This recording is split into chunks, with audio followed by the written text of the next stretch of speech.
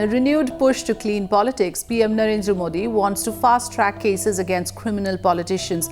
Modi directing the Home Ministry now to complete cases within a year's time. But with one-third of the MPs in the 16th Lok Sabha facing criminal charges, will that be as simple? He won a historic mandate on the promise of cleansing politics. But Modi's own cabinet choices have raised eyebrows, with a free rein to history sheeters adding to the opposition's armour. But the Prime Minister's latest directive to key ministries appears to be an attempt at cleaning up the dirt within the system. I mean, anyone who's guilty should be in jail, and anyone who's not guilty should be absolutely free. So are you not agreeing on that?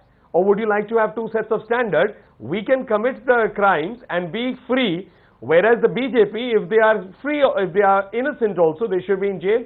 Others within the political fray aren't impressed. The party with a known criminal record questioning the timing of the move.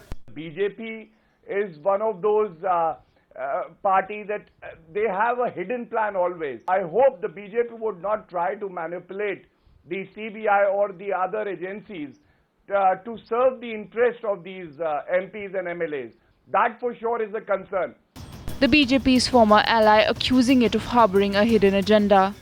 They will have their own judges appointed, and then they will take the judiciary in their own hand. This is something very dangerous. Why this is not being taken care of? While the Congress too accused the party in power of having dubious motives.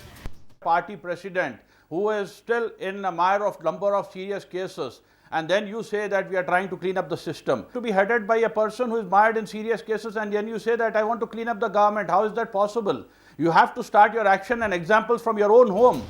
In a house where a third of its members face criminal charges, is Modi's directive geared towards reform, or will it be molded to become a political tool?